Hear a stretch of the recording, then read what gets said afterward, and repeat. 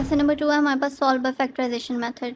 Quadratic equation को solve करने का एक मेथड होता है फैक्टराइजेशन मेथड। क्वाड्रेटिक इक्वेशन है, ये स्टैंडर्ड फॉर्म है। इसमें फर्स्ट वेरिएबल की पावर 2 है, सेकंड की पावर 1 है एंड थर्ड कांस्टेंट है। तो फैक्टराइजेशन हम किस तरह करते हैं? सबसे पहले हम देखते हैं कांस्टेंट टर्म को, और जो फर्स्ट वेरिएबल है उसके साथ देखते हैं कोफिशिएंट। अगर वहाँ पे कोई कोफिशिएंट है तो जो कांस्टेंट टर्म है वो उसके साथ मल्टीप्लाई हो जाती है। जैसे अभी यहाँ पे 1 है तो 20 इंटू 1 20। इसको हम अब 20 है सॉल्व बाय फैक्टराइजेशन, तो इसका मतलब हमें 20 के ऐसे फैक्टर्स बनाने हैं और साइन ये देखेंगे जिसको माइनस करें वो टर्म आए जो सेकंड टर्म का कोफिशिएंट। अब यहाँ पे 1 है तो क्या बना, 20 के ऐसे फैक्टर्स इन्हें माइनस करें 1 आए। अब 20 के कौन कौन से फैक्टर्स हो सकते हैं ये हमने देखना। अब ये छोटी टर्म है, आगे नेक्स्ट क्वेश्चन में टर्म्स बड़ी भी आएंगी। अब इसमें तो 20 है तो 20 के टेबल, 20 किन किन टेबल्स में आता है? 2 के टेबल में 2 10 20 है, लेकिन 10 माइनस 2 8 आता है, तो ये हम नहीं करेंगे क्योंकि हमें 1 चाहिए। ऐसे फैक्टर्स इन्हें माइनस करें 1 है। दैन 3 के टेबल में नहीं आता, 4 5 20 5 4 20, तो 5 4 20, 5 माइनस 1, 5 माइनस 4 इक्वल्स टू 1, तो ये फैक्टर है हमारे पास 5 माइनस 4 इक्वल्स टू 1, 5 4 20। तो ये दो फैक्टर्स हैं 5 और 4। तो हम इसको लिखते कैसे हैं? एक्स स्क्वेयर माइनस, क्योंकि माइनस का साइन है, एक्स की जगह पे यहाँ पे इसके साथ लिख देंगे 5 माइनस 4, क्योंकि 5 माइनस 4 करके 1 आया और 5 4 20, ये दो फैक्टर्स हैं। और एक्स इसी तरह बाहर आ जाएगा और साथ माइनस 20 इसी तरह आ जाएगा हमारे पास। नेक्स्ट हम इसको एक्स स्क्वेयर माइनस एक्स इन दोनों के साथ मल्टीप्लाई हो रहा है बाहर, तो 5x साइन के साथ minus 5x minus minus plus plus 4x minus 20 equals to 0। जो फर्स्ट टू टर्म्स होती हैं उनका नेक्स्ट हम कॉमन लेते हैं। इन दोनों में से कॉमन आएगा x, x कॉमन निकाला, अंदर यहाँ पे बच गया x, यहाँ पे आया 5। यहाँ पे कॉमन दोनों में से आएगा 4 प्लस 4 कॉमन लिया, x माइनस 5 4 20 तो 5। आपको कब पता चलेगा आपका क्वेश्चन सही सॉल्व हो रहा है? जब अंदर की जो ब्रैकेट में हमारे पास कॉमन चीज़ आई हैं ये दोनों सेम वैल्यूज आएंगी। x minus 5 with sign, sign भी सेम आना चाहिए, x माइनस 5 x माइनस 5, ये एक ब्रैकेट में लिख देते हैं और जो बाहर आता है उनको एक ब्रैकेट में लिख देते हैं x प्लस 4। नेक्स्ट में हमने x की वैल्यूज फाइंड करनी होती हैं। x माइनस 5 इक्वल्स टू 0 और x प्लस 4 इक्वल्स टू 0, ये उधर जाएगा तो x इक्वल्स टू 5 और x इक्वल्स टू माइनस 4, और ये हमारे पास सोल्यूशन सेट आ गया।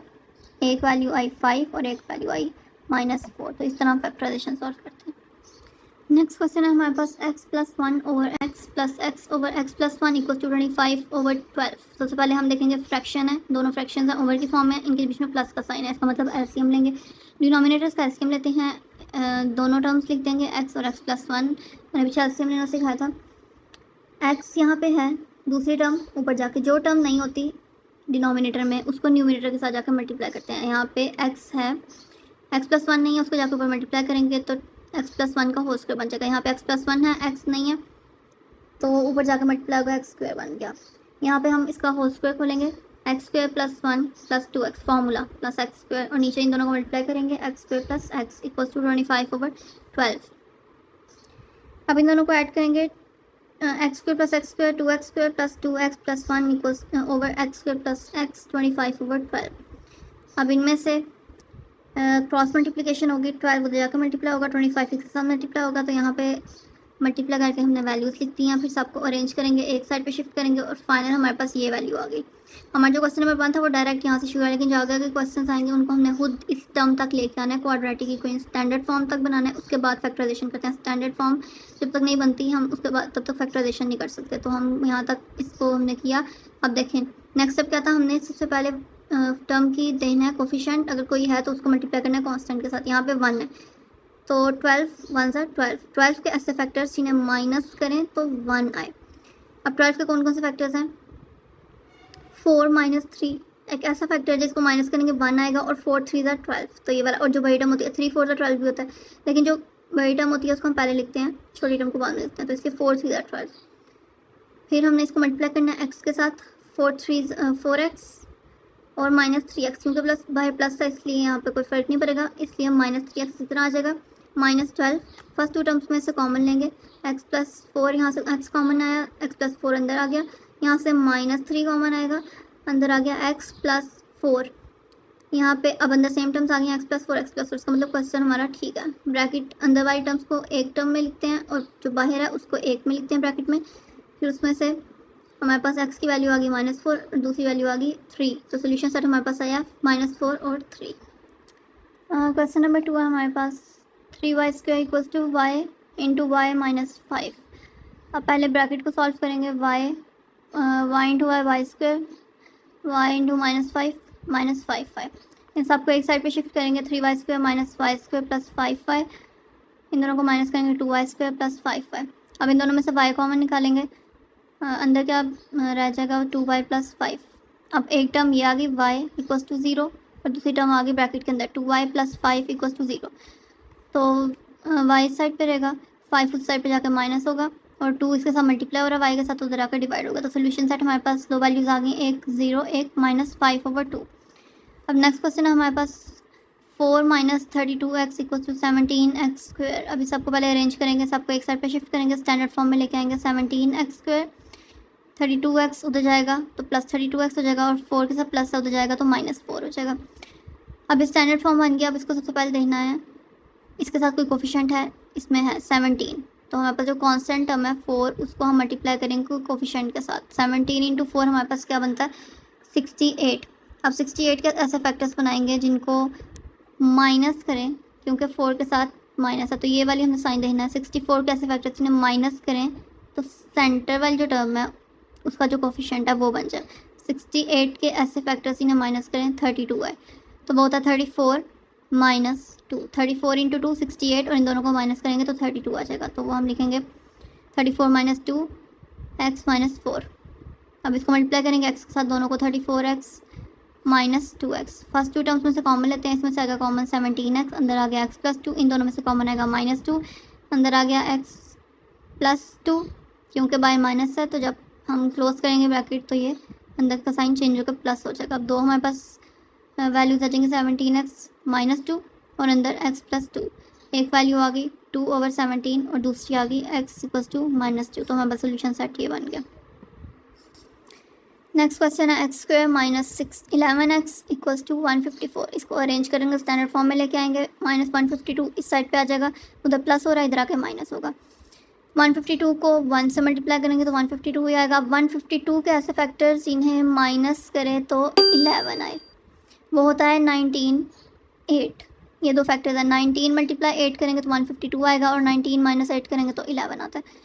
तो ये दो फैक्टर्स हैं, इसको लिखेंगे 19 - 8। अब इसको मल्टीप्लाई करेंगे x के साथ, बारी बारी बाहर माइनस का साइन है इसलिए 19 × x आ गया 19x और साथ माइनस का साइन है, और फिर साथ हमारे पास है -8x, लेकिन बाहर माइनस का साइन है इसलिए साइन चेंज होके 8 के साथ 8x के साथ आ जाएगा प्लस का साइन, ये माइनस माइनस प्लस, तो यहाँ प्लस आ जाएगा। फर्स्ट टू टर्म्स में से कॉमन लेंगे, सेकंड टू टर्म्स में से कॉमन लेंगे, अंदर के सेम वैल्यूज़, इसका मतलब हमारा ये क्वेश्चन ठीक है। बाहर ब्रैकेट बाहर वाली जो वैल्यूज़ हैं उनको एक ब्रैकेट में रखेंगे, अंदर वाली को एक में रखेंगे, हमारे पास दो वैल्यूज़ आएंगी x = -8 और x = 19। नेक्स्ट क्वेश्चन है 2/x - 9 = 1/x - 3 - 1/x - 4। अब इन दोनों का एलसीएम लेंगे, क्योंकि फ्रैक्शन है, ओवर की फॉर्म में, बीच में माइनस का साइन है, इन दोनों का एलसीएम लेंगे। एलसीएम किस तरह लेना है, दोनों टर्म्स को लिख देना है, x - 3 x - 4। डिनोमिनेटर देखेंगे यहाँ पे x - 3 है, x - 4 नहीं है, तो जो टर्म नहीं होती उसको ऊपर जाकर न्यूमिनेटर के साथ मल्टीप्लाई करते हैं। x - 4 1 के साथ मल्टीप्लाई होगा तो यहाँ पे नीचे इसको लिख देंगे x - 4, बीच में माइनस का साइन, x - 4 इधर है, x - 3 नहीं है, x - 3 जाकर 1 के साथ मल्टीप्लाई होगा तो x - 3 आ गया। नेक्स्ट में ब्रैकेट ओपन करेंगे, x - 4 माइनस का साइन है तो अंदर के साइंस चेंज हो जाएंगे, -3 है तो +3 हो जाएगा, माइनस ऑपोजिट साइंस कैंसिल, -4 + 3 -1, नीचे मल्टीप्लाई करेंगे इन टर्म्स को तो हमारे पास आ जाएगा x² - 4x - 3x + 12। अब इसमें हमने इनको माइनस करना है, आप इसमें माइनस करके आएगा -4x - 3x = -7x। अब क्रॉस मल्टीप्लिकेशन होगी, 2 के साथ मल्टीप्लाई होगी ये टर्म, टू के साथ हम x square minus 7x plus 12 को मल्टीप्लाई करेंगे और 1 के साथ मल्टीप्लाई होगा -1 के साथ x माइनस 9, इन दोनों को मल्टीप्लाई करके हमारे पास आया ये, और इनको मल्टीप्लाई करके हमारे पास ये वैल्यू आ जाएगी। दैन हमने आप इसमें इनको क्रॉस मल्टीप्लिकेशन करके सबको एक साइड पे शिफ्ट करना है, इन सबको आप इसमें माइनस करना है। हमारे पास ये आ गई स्टैंडर्ड फॉर्म। यहाँ से अब हमने इसकी फैक्टराइजेशन करनी है। 15 को मल्टीप्लाई करेंगे 2 के साथ, 15 टू द 30, 30 कैसे फैक्टर्स इन्हें प्लस करें तो 13 आए, और वो होता है 10 और 3, 10 इंटू 3 30 और 10 प्लस 3 30।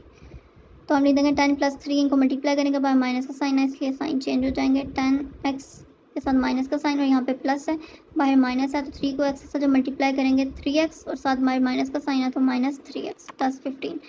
फर्स्ट टू टर्म्स में से कॉमन लेंगे तो अंदर कॉमन लेके आएगा x -5 और बाहर जब सेकेंड टर्म में से कॉमन लेंगे बाहर माइनस का साइन है तो प्लस की जगह पे अंदर आ जाएगा माइनस। अदरवाइज दोनों सम टर्म्स सेम है हमारे पास x -5, तो इसलिए क्वेश्चन हमारा ठीक है। अब बाहर वाले टर्म्स को एक ब्रैकेट में रखेंगे 2x -3 और अंदर वाली को एक टर्म ब्रैकेट में रखेंगे x -5। तो एक हमारे पास वैल्यू आ गई x = 3/2 और सेकंड वैल्यू आ गई हमारे पास x = 5।